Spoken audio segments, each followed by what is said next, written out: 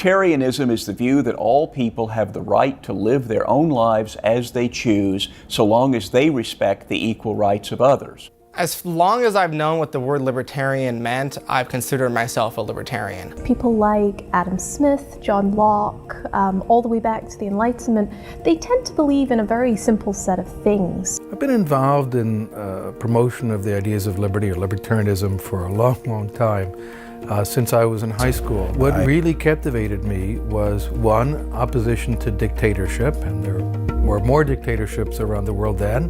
There still are some.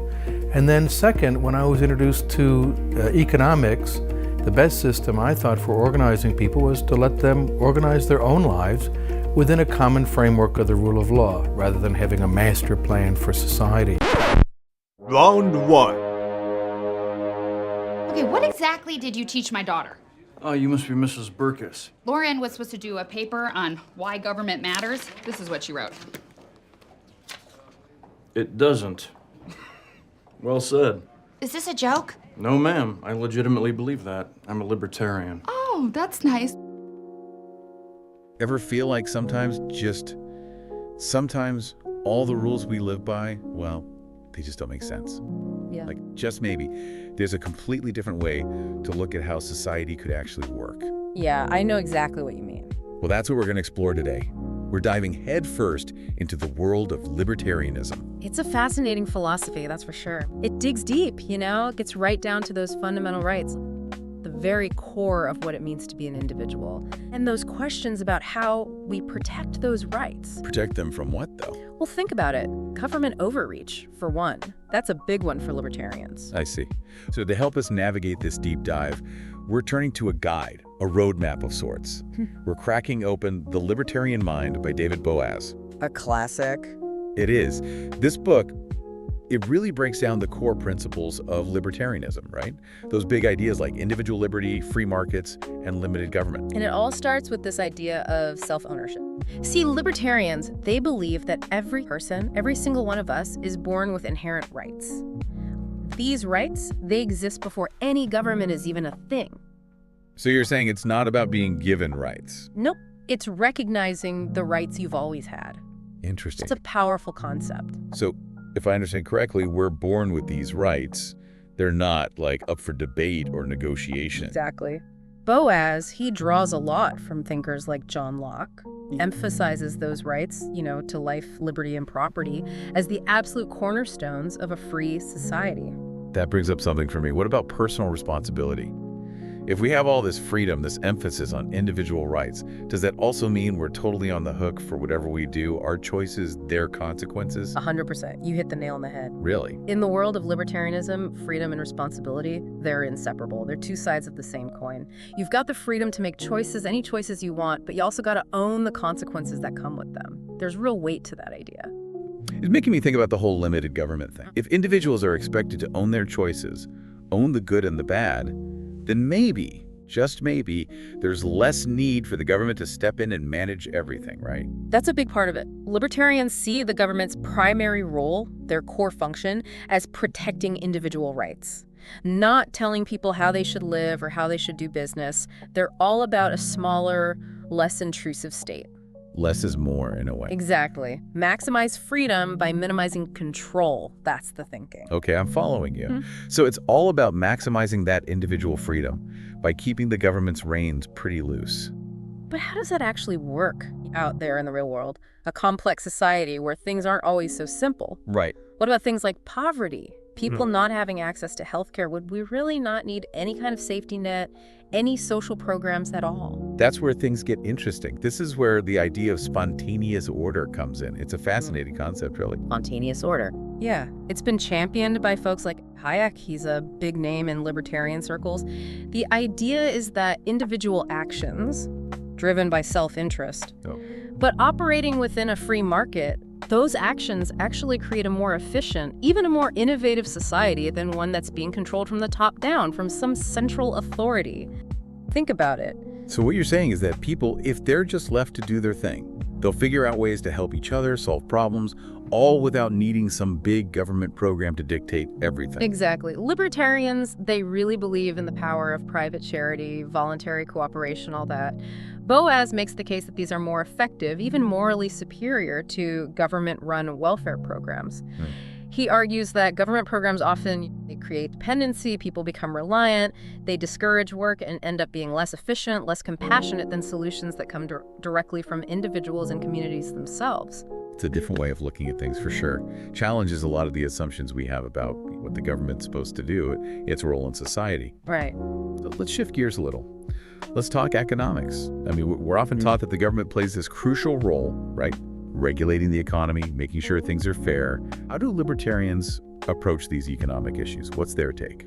Okay, so libertarians are big advocates for free markets. They really believe that the free market, driven by supply and demand, that natural flow, it's the most efficient way to manage resources, create wealth, and foster innovation. Boaz, he argues that when the government steps in, tries to control things too much, it often leads to distortions, inefficiencies, and those unintended consequences. Ones that always seem to pop up. Yep. And ultimately, they can end up harming the very people they were intended to help. It's ironic. I see. So things like minimum wage laws, price controls, all those heavy regulations, I'm guessing those wouldn't be very popular with libertarians. You got it. They believe those policies. Often, they backfire. It seems counterintuitive, but take minimum wage laws. They come from a good place, wanting to help workers. But what can happen is that businesses, they can't afford to hire as many people at that higher wage, so they have to let people go, and then it hurts the very workers it's supposed to protect. It's this whole ripple effect. That's a good point. It makes you think. So if we imagine a truly libertarian society, businesses would basically have a lot more freedom to operate, less government interference. But what does that mean for things like consumer protection, environmental regulations? Those are great questions, and that's where things get even more interesting. We'll dive into those aspects right after this. Hey there, listeners. If you're finding value in our deep dives and want to dig even deeper, consider grabbing a copy through the Amazon link in the description below. And if you're an audiobook fan, you can dive in with a free 2-month Audible trial on us. Our gift to you. It's a great way to support the channel, explore amazing works on the go, and immerse yourself in these thought-provoking ideas. So, check out those links in the description, and thank you for supporting our work. And we'll keep the deep dives coming. You hit on some key points. It's easy to assume that a free market approach means just letting businesses run wild, no regard for consequences. But Boaz actually argues the opposite when it comes to protecting the environment. He uses this concept called the tragedy of the commons. Tragedy of the commons. You've piqued my interest. What's that all about? So imagine a shared resource. It could be anything, like a public park or fishing grounds, something everyone has access to. Gotcha. The problem is, nobody feels personally responsible for taking care of it.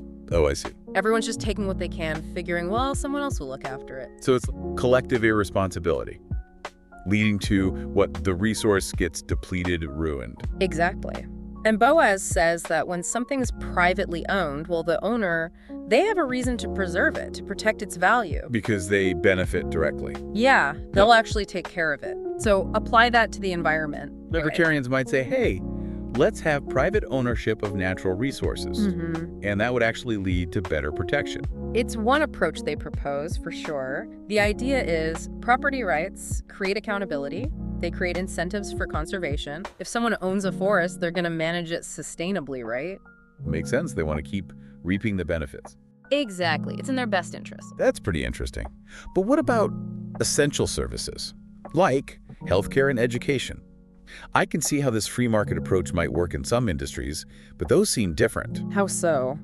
Shouldn't everyone have access to those things, regardless of whether they can afford it or not? I hear you. How do libertarians square that circle? Limited government, but also these crucial services everyone needs.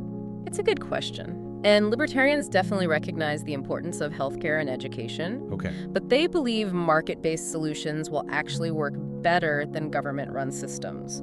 Competition, consumer choice, they think these forces can drive innovation, improve quality, and ultimately make things more affordable, more accessible in the long run. So instead of government-funded, healthcare, public schools. It would be more like private healthcare providers and a system where parents get to choose which school their kids go to. You got it.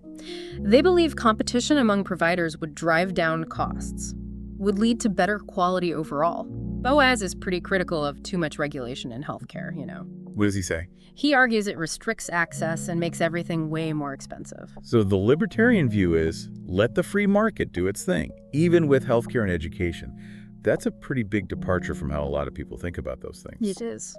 Okay, let's move on to another area where libertarian thought shakes things up.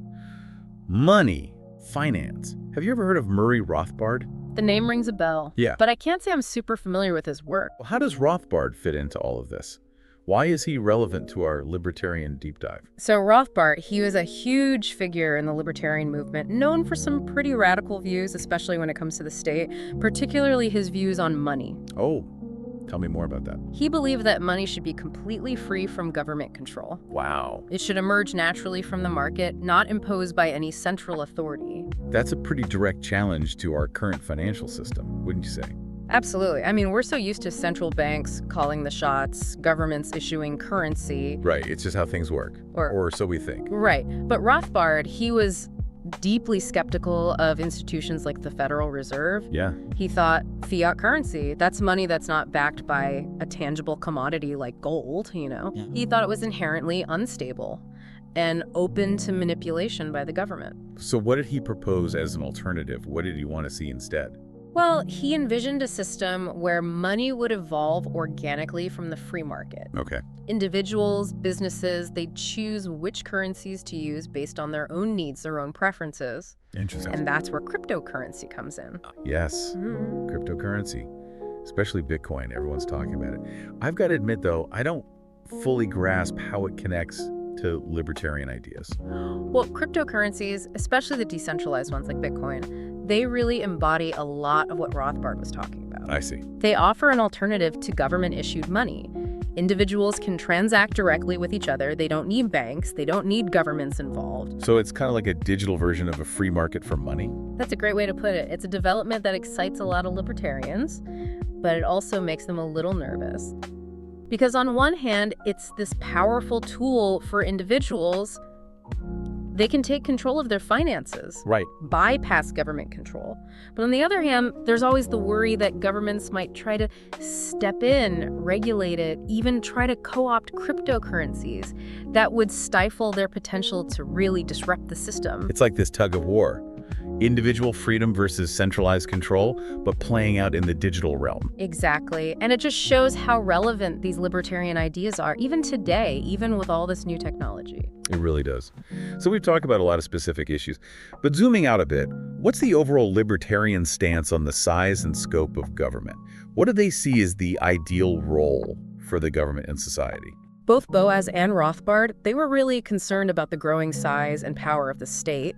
They saw it as a threat to individual liberty, a source of inefficiency and corruption. So they wouldn't be big fans of the trend we've seen in many countries towards bigger government, more intervention? Not at all. Boaz, he argues for a limited government that focuses on protecting individual rights, enforcing contracts, things like that. But Rothbard goes even further. Great. He's much more radical. He argues for a society with minimal government, maybe even no government at all. Wow. He envisioned a world where individuals and private organizations would handle everything, every aspect of social organization. A world without government. That's a pretty bold idea. I don't even know if I could picture how that would actually work. It's definitely a mind-bending concept. But even if you don't buy into Rothbard's vision completely, it makes you think, forces you to confront some fundamental questions about power, about freedom, about the role of the state in our lives. And those are questions that matter more than ever these days. It's incredible to think about how just diving into one book, having this one conversation, it can open up so many new avenues of thought. I know, right? This whole exploration of libertarianism, it's really challenged some of my assumptions, given me a fresh perspective. It's been eye-opening for sure. It's been a fascinating journey. I hope it's sparked some curiosity in our listeners. The thing about libertarianism, what's so compelling, is that it encourages us to question things. Question assumptions about what the government's supposed to do, to think about different ways to approach social problems. Whether you agree with everything they say or not, It's a valuable framework for thinking about freedom, responsibility, the limits of power. You don't have to become a card-carrying libertarian to find value in these ideas. It's about expanding our perspectives. All right. Being open to different ways of thinking. Exactly. It's about having thoughtful conversations, considering a range of views. That's something we should all strive for, no matter our political leanings. Couldn't agree more. So for our listeners who are now intrigued, who want to dig deeper into this world of libertarian thought, where should they go from here? What would you recommend? I'd say start with the book that inspired this whole conversation, The Libertarian Mind by David Boaz. Great suggestion. It's a great introduction to libertarian philosophy, really comprehensive, but also accessible. It covers a wide range of topics in a clear and engaging way. Perfect. You can find a link to purchase the book in the episode description below. And be sure to let us know what you think. Yes. If you enjoyed this deep dive into libertarianism, hit that like button, subscribe to the channel, and share this episode with anyone who might be interested in exploring new ideas about freedom and responsibility. Keep the conversation going. Exactly. Until next time, stay curious, keep learning, and don't be afraid to question the world around you.